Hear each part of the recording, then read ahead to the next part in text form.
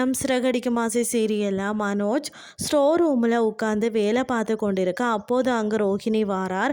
ரோஹிணியை பார்த்ததும் சந்தோஷ் ஒளிந்து கொள்கிறார்.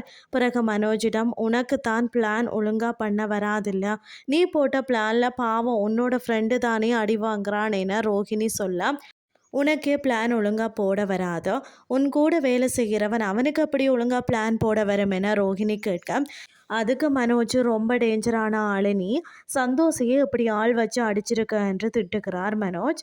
அதற்கு பிறகு பார்த்தீங்கன்னா இதற்கு பதிலடி கொடுக்கும் ரோஹிணி, நீ மட்டும் என்ன ஒழுங்கானவனா, உன்னோட பொண்டாட்டிக்கிட்டேயே மோசமாக நடக்க சொல்லி ஒருத்தனை அனுப்பி வச்சிருக்கா, உலகத்தில் எந்த புருஷனாவது இப்படி இருப்பானா என மனோஜிடம் கேட்கிறார்.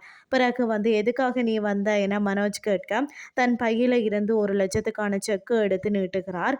ஒரு கல்யாண சீர்வரிசைக்கான ஒரு அட்வான்ஸ் இது என கொடுக்கிறார். நீ என்ன வருத்தாலும் நான் உன்னை வெறுக்கவே மாட்டேன் எனவும் ஒரு பிட்டை போட்டுட்டு அங்கிருந்து கிளம்பி செல்கிறார் ரோஹிணி.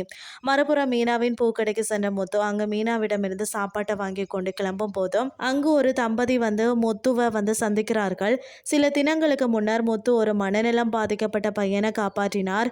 அவரின் பெற்றோர்கள் தான் அவர்கள் தங்கள் மகனை காப்பாற்றியதற்காக உங்களுக்கு ஏதாவது உதவி செய்யணும் என சொல்றார்கள். அப்போது முத்து தான் டிரைவராக இருக்கும் விஷயத்த சொன்னதோ, நீங்கள் ஒரு வேன் வாங்குங்க, இங்கே நிறைய பேர் டூர் வருவாங்க, அதன் மூலம் நிறைய ஆர்டர் கிடைக்கும் என சொல்கிறார்கள். முத்துவும் அதற்கு ஓகே சொல்கிறார். இதுதான் அன்றைய நாளுக்கான எபிசோட். அடுத்த எபிசோடில் என்ன நடக்க போகுதுன்னு சொல்லி பொறுத்திருந்து பார்க்கலாம்.